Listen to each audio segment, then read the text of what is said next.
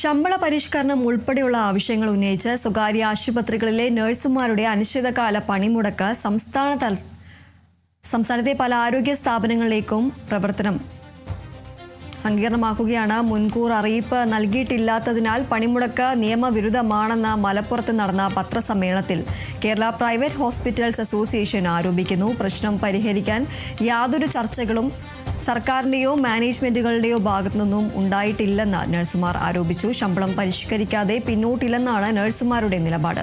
പ്രതിസന്ധി രൂക്ഷമായിട്ടും മാനേജ്മെന്റുകൾ പിടിവാശി ഉപേക്ഷിക്കുന്നില്ലെന്നും United nurses association ആരോപിച്ചു.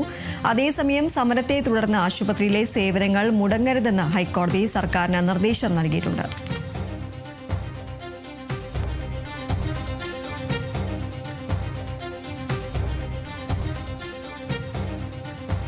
ശമ്പള പരിഷ്കരണം ഉൾപ്പെടെയുള്ള ആവശ്യങ്ങൾ ഉന്നയിച്ചുകൊണ്ടാണ് സ്വകാര്യ ആശുപത്രികളിലെ നഴ്സുമാരുടെ സമരം. ഈ ഒരു അനിശ്ചിതകാലമായുള്ള ഒരു പണിമുടക്ക് സംസ്ഥാനത്തെ പല ആരോഗ്യ സ്ഥാപനങ്ങളുടെ പ്രവർത്തനങ്ങളും സങ്കീർണമാക്കുന്ന ഒരു സാഹചര്യമാണുള്ളത്.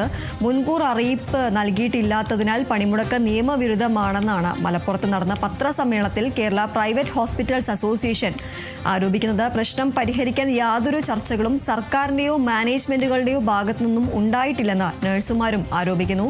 ശമ്പളം പരിഷ്കരിക്കാതെ പിന്നോട്ടില്ലെന്നാണ് നഴ്സുമാരുടെ നിലപാട്. പ്രതിസന്ധി രൂക്ഷമായിട്ടും മാനേജ്മെന്റുകൾ പിടിവാശി ഉപേക്ഷിക്കുന്നില്ലെന്നും യുണൈറ്റഡ് നഴ്സസ് അസോസിയേഷൻ ആരോപിച്ചു. അതേസമയം ഈ ഒരു സമരത്തെ തുടർന്ന് ആശുപത്രിയിലെ സേവനങ്ങൾ മുടങ്ങരുതെന്ന് ഹൈക്കോടതി സർക്കാരിന് നിർദ്ദേശം നൽകിയിട്ടുണ്ട്.